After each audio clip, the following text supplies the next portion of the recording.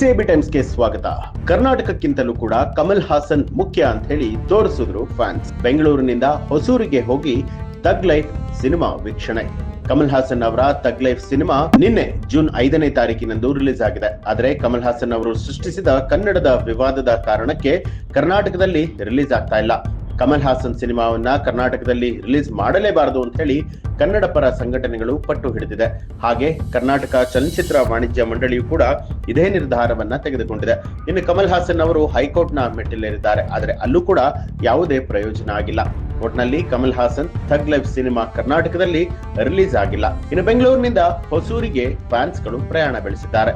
ತಮಿಳಿನಿಂದಲೇ ಕನ್ನಡ ಹುಟ್ಟಿದ್ದು ಅಂತ ಹೇಳಿರುವಂತಹ ಕಮಲ್ ಹಾಸನ್ ಸಿನಿಮಾವನ್ನ ಕರ್ನಾಟಕದಲ್ಲಿ ಬಹಿಷ್ಕಾರ ಮಾಡಿದ್ರು ಕೂಡ ಬೆಂಗಳೂರಿನಲ್ಲಿರುವಂತಹ ಕೆಲವು ಕಮಲ್ ಹಾಸನ್ ಅಭಿಮಾನಿಗಳು ಸಿನಿಮಾವನ್ನ ನೋಡಿರುವಂತದ್ದು.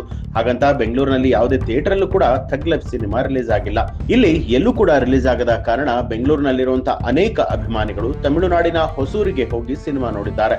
ಥಗ್ ಲೈಫ್ ಸಿನಿಮಾ ನೋಡೋದಕ್ಕೆ ಬೆಂಗಳೂರಿನಿಂದ ಸುಮಾರು 42 ಕಿಲೋಮೀಟರ್ ದೂರ ಪ್ರಯಾಣವನ್ನ ಮಾಡಿದ್ದಾರೆ. ಅಲ್ಲಿಗೆ ತಮಗೆ ಕರ್ನಾಟಕ ಕನ್ನಡಕ್ಕಿಂತಲೂ ಕೂಡ ಕಮಲ್ ಹಾಸನ್ ಹಾಗೂ ಅವರ ಸಿನಿಮಾಗಳೇ ಮುಖ್ಯ ಅನ್ನೋದನ್ನ ಸಾಬೀತು ಮಾಡಿದ್ದಾರೆ. ಇನ್ನು ಬೆಂಗಳೂರಿನಿಂದ ಅನೇಕರು ಹೊಸೂರಿಗೆ ಹೋಗಿ ಅಲ್ಲಿ ಸಿನಿಮಾ ನೋಡಿರುವಂತದ್ರ ಬಗ್ಗೆ ಸೋಷಿಯಲ್ ಮೀಡಿಯಾದಲ್ಲಿ ವಿಡಿಯೋಗಳು ವೈರಲ್ ಆಗ್ತಾ ಇದೆ. ಹೊಸೂರು ಬಳಿಯ ಥಿಯೇಟರ್ಗಳ ಬಳಿಯಲ್ಲಿ ಸಂಭ್ರಮಾಚರಣೆ ನಡೆದ ಫೋಟೋ ವಿಡಿಯೋಗಳು ಕೂಡ ಟ್ವಿಟರ್ ನಲ್ಲಿ ಹರಿದಾಡ್ತಾ ಇದೆ. ಹೊಸೂರಿನ ಸಿಂಗಲ್ ಸ್ಕ್ರೀನ್ ಥಿಯೇಟರ್ ಹೊರಗಡೆ ನಡೆದಂತಹ ಸಂಭ್ರಮಾಚರಣೆಯ 2 ವಿಡಿಯೋಗಳನ್ನ ಅಭಿಮಾನಿಯೊಬ್ಬರು ಹಂಚಿಕೊಂಡಿರುವಂತದ್ದು. ಥಗ್ ಲೈಫ್ ಸಿನಿಮಾ ಕರ್ನಾಟಕದಲ್ಲಿ ಬ್ಯಾನ್ ಆಗಿರಬಹುದು, ಆದರೆ ಬೆಂಗಳೂರಿನಿಂದ ಕೆಲವು ಅಭಿಮಾನಿಗಳು ಕಮಲ್ ಹಾಸನ್ ಬಗ್ಗೆ ಇರುವಂತಹ ಪ್ರೀತಿಯನ್ನ ತಡೆಯೋದಕ್ಕೆ ಸಾಧ್ಯ ಇಲ್ಲ. ಬೆಂಗಳೂರಿನಲ್ಲಿರುವಂತಹ ಕಮಲ್ ಹಾಸನ್ ಫ್ಯಾನ್ಸ್ ಎಲ್ಲ ಈಗ ಹೊಸೂರಿಗೆ ಬಂದು ಸಿನಿಮಾವನ್ನ ನೋಡ್ತಿದ್ದಾರೆ ಅಂತ ಹೇಳಿ ಕ್ಯಾಪ್ಷನ್ ನಲ್ಲಿ ಬರೆಯಲಾಗಿದೆ.